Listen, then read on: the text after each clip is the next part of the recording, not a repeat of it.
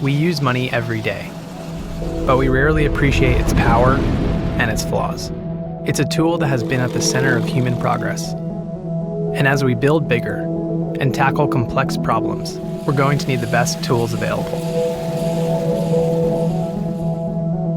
We have a global economy. We're going to need a global digital currency. Cryptocurrency is going to be a great democratizing force for the world because it's going to level the playing field and allow anybody with a cell phone to access financial services. This is going to transform how we think about a real global economy. I think in order to understand its importance, we first have to define what currency means. What currency does is it actually allows us to agree upon the value of something. It's almost like a communication tool. There are different ways of coordinating human beings. One way that you can do that is with money. You can incentivize people to try to work on the same thing at the same time. We started off building simple systems like a bridge crossing a river to very amazing things like rocket ships. We went from interacting with our neighbors to now transacting with each other around the world. And we want to make sure that people can move money freely. And our current financial system just doesn't enable that. So the current systems are very centralized. And so we have big banks and big governments. There's a lot of middlemen who make things incredibly inefficient. When you talk about the problems of the existing financial system, you can go to a situation like Venezuela where money is being printed and folks' savings are basically being destroyed.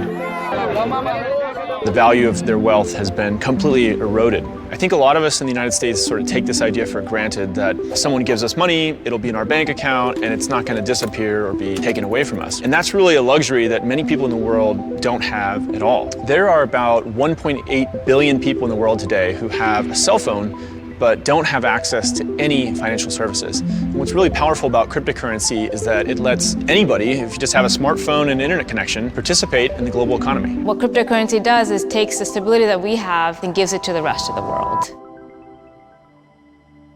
If I have a dollar bill, I can hand that directly to somebody else. There was no bank in the middle there. With digital currency and blockchain, it's actually more similar to cash, yet again, where I can send something directly to somebody else, and I don't necessarily have to go through middlemen like a bank or a credit card company. We can go back to how we normally transacted, which is directly with each other without all these giant central parties in between. When computer scientists talk about the concept of so-called decentralization, what they mean is to avoid this idea of a single point of failure. A single point of failure like we have with institutions. If you have a single bank and that bank has all your money and then that bank fails, well, everyone's out of money. Whereas if you have lots of different individual nodes, hard drives and phones and so on that have some money, well, they're probably not all going to fail at the same time. So you no longer need the middleman to keep track of an internal ledger. All these computers are writing everything down for you.